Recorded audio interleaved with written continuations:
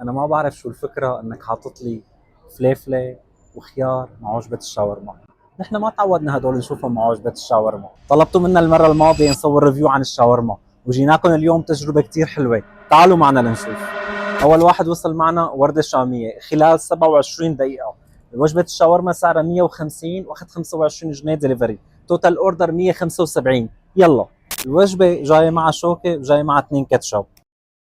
جايب طبق واحد حاطط فيه توميه كول سلو مخلل محمره بطاطس اضافه لقطع العربي الشاورما. انا بحب ابتدي اول شيء بالمحمره دائما. هي بصراحه اللي بتفتح لي قابليتي على الاكل.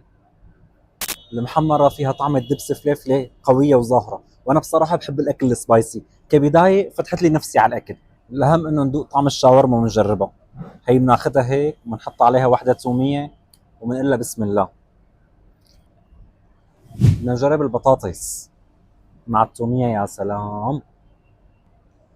ده وحده شاورما مع وحده مخلل خيار مع وحده طربوش توميه، وتروح لقمه وحده تاكلوا اطيب لقمه شاورما.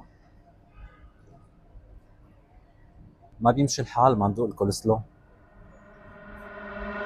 طعمة الشاورما عنده كتير كويسة، بهاراتها خفيفة، استوى الشاورما مزبوط. بصراحة وجبة جيدة جدا. خلونا نروح على الثاني ونعطي رأينا بالآخر. ثاني واحد وصل معنا أبو العز، أخذ 32 دقيقة لوصل لعنا. توتال اوردر 212، سعر الوجبة 185، ديليفري 27 جنيه. ابو العز باعت الاوردر بشنطه قماش جاي مع وحده توميه عادي، وحده توميه سبايسي، مخلل وكفار وطبق الوجبه. وجبه ابو العز مثل وجبه ورده شاميه، عباره عن 6 قطع شاورما فراخ معهم محمره وبطاطس. الاختلاف اللي لقيته بيناتهم ابو العز حاطط توميه سبايسي، ورده مو موجوده عنده. ورده حاطط كول سلو، ابو العز مو موجوده عنده. ورده كان حاطط سلايز وهون حاططها قطعه كبيره بالنسبه للمخلل.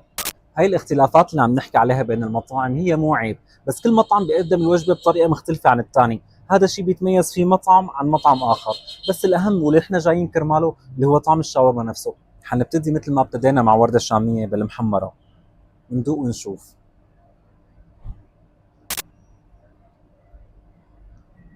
المحمره طعمتها جيده جدا، السبايسي تبعها شوي خفيف.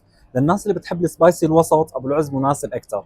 للناس حالاتي اللي بتحب السبايسي العالي شوي ورده شاميه مميز اكثر. خلينا ندوق الشاورما اللي جايين كرمالها. نعطيها وحده طربوش ولا نحكم. بدها لقمه ثانيه مع توميه سبايسي، السبايسي بيجيب طعم الاكل.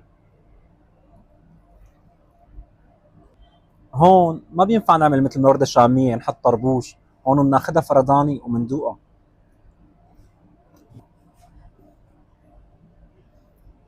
تسلم ايدك.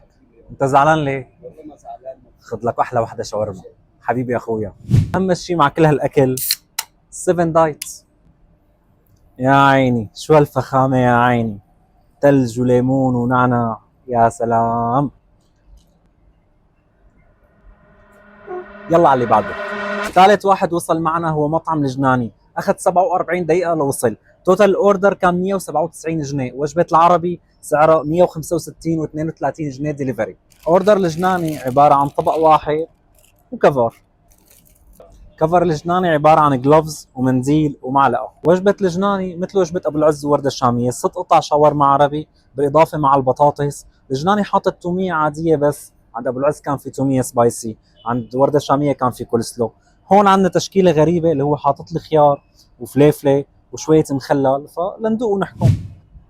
انا ما بعرف شو الفكره انك حاطط لي فليفله وخيار مع وجبه الشاورما. نحن ما تعودنا هدول نشوفهم مع وجبه الشاورما، كنا متعودين نبتدي الفيديو بالمحمره. للاسف الجناني ما له حاطط محمره، حنبتدي الفيديو بالشاورما على طول لنشوف.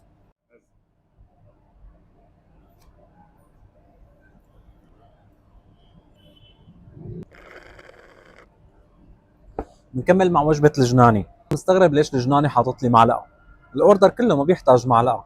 يا عمو جناني بدي شوكه. شو بدي اكل المخلل والبطاطس؟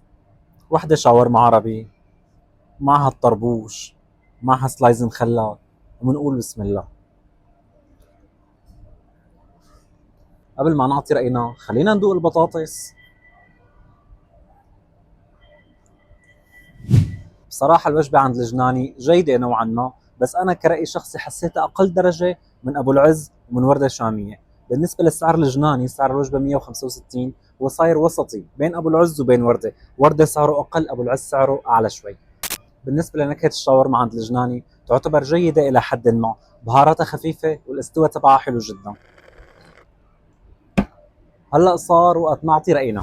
بالنسبه لورده شاميه حبيت كثير التشكيله الموجوده بالوجبه، كون انه مخلل وكولسلو وتوميه عاديه محطوط معه. بالنسبه لابو العز كانت نقطه مميزه انه حاطط توميه سبايسي ما كانت موجوده عند ورده شاميه، وحاطط المخلل علبه لوحدها، وفكره انه الاجزاء الوجبه منفصله عن بعضها حلوه. بالنسبه لمطعم الجناني كنت متوقع منه بصراحه يكون احسن من هيك شوي، بس ان شاء الله بيشتغلوا عليها المطعم بالفتره اللي جايه. هي كان ملخص تجربتنا اليوم. انتم اكتبوا لي وين بتحبوا تاكلوا شاورما، رشحوا لي مطاعم ثانيه لنقيمها. سلام.